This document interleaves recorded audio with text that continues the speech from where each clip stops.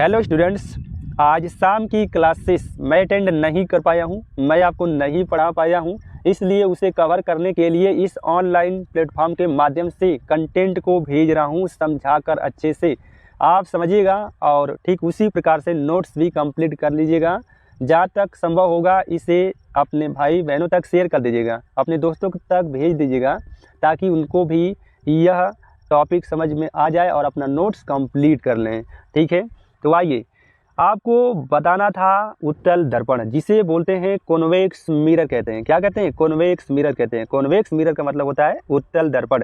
लेकिन सबसे पहले थोड़ी सी चर्चा कर लेते हैं दर्पण के बारे में। ठीक है, मैं आपको समझाया था कि यदि कोई पारदर्शी माध्यम या कोई पदार्थ होगा उसके एक साइड किसी एक साइड कलई कर देंगे। कलई करने का मतलब भाई पॉलिश कर देंगे, तो उसकी जो दूसरी सतह होगी वह बिल्कुल या अत्यंत चमकदार हो जाएगी। क्या हो जाएगी? अत्यंत चमकदार हो जाएगी।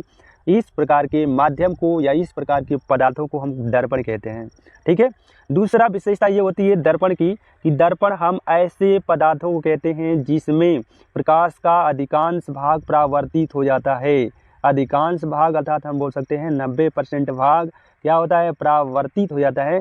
कुछ ही भाग अवशोषित होता है, अर्थात हम कह सकते हैं कि 10% क्या होता है? अवशोषित होता है उस पदार्थ या उस मीडियम के द्वारा।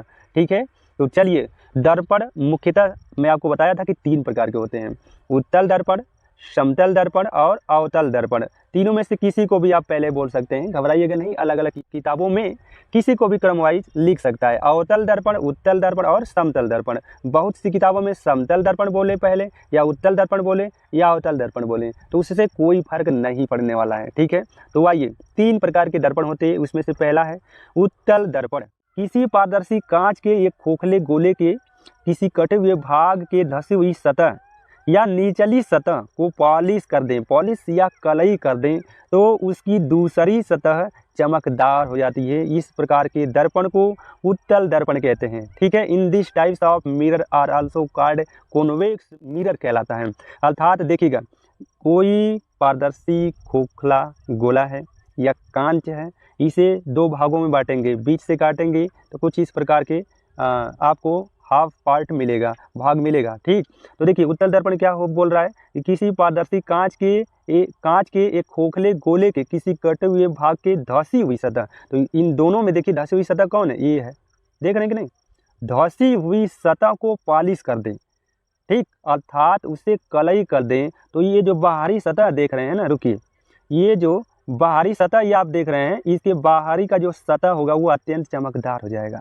ठीक है, चमकने लगेगा, अर्थात इस पे अगर इंसिडेंट कराएंगे लाइट को, प्रकाश की किरण को, तो ये परावर्तित होना प्रारंभ हो जाएगा। तो इस प्रकार के दर्पण को हम बोलते हैं उत्तल दर्पण कहते हैं। ठीक है, बातें क्लियर हो रही है? आइए दिखाते हैं आपको डायग्राम। इसी तरह डायग्राम आप बनाइएगा। देखिए, यदि किसी खोखले गोले के किसी कटे हुए भाग की निचली सतह, देखिए निचली सतह को पॉलिश कर दिया गया है, देख रहे हैं कि नहीं? तो इसकी बाहरी जो सतह, ये वाली जो सतह है, ये अत्यंत चमकदार हो जाती है। इस प्रकार के दर्पण को आप उत्तल दर्पण अर्थात कॉन्वेक्स मिरर कहते हैं।